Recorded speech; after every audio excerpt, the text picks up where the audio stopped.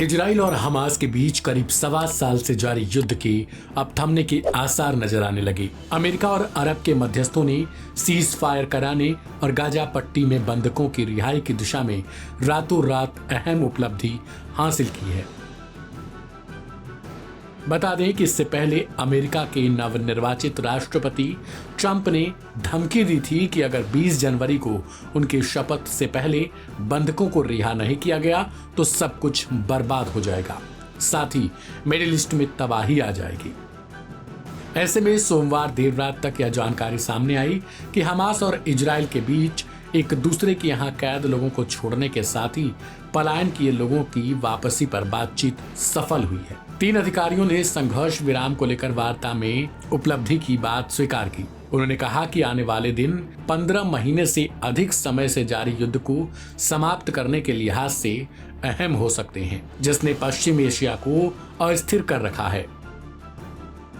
Gaza में युद्ध विराम के लिए हुई अंतिम दौर की बातचीत में अमेरिका के राष्ट्रपति जो बाइडेन और नवनिर्वाचित राष्ट्रपति डोनाल्ड ट्रंप की ओर से भेजे गए दूत भी शामिल हुए। बातचीत में कतर के प्रधानमंत्री शेख मोहम्मद बिन अब्दुल रहमान अल थानी भी शामिल हुए, जबकि अमेरिका, कतर और मिस्र के अधिकारियों ने दोनों पक्षों में मध्यस्थता की।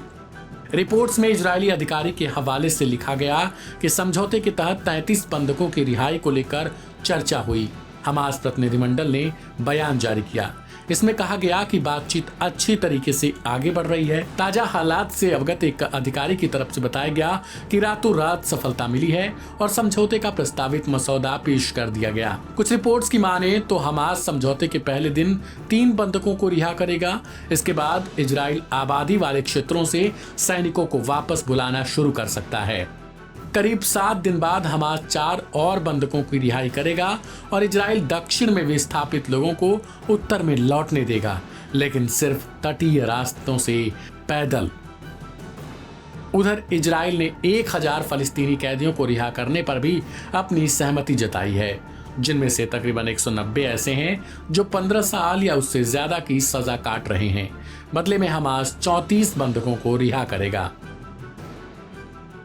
रिपोर्ट में कहा गया कि खाड़ी देश कतर के मध्यस्थों ने हमास पर समझौते को स्वीकार करने के लिए नए सिरे से प्रेशर बनाया है। अमेरिका के नवनिर्वाचित राष्ट्रपति डोनाल्ड ट्रंप के अधिकारी भी इजरायलियों पर दबाव डाल रहे हैं। मध्यस्थों ने प्रत्येक पक्ष को समझौते का मसौदा सौंप दिया है और अगले 24 घंटे में इस पर अपनी सहमति जताने के लिए कहा है। मिस्र के एक अधिकारी ने कहा कि रातों रात अच्छी प्रगति हुई है, लेकिन इनमें कुछ और दिन लगने की संभावना है।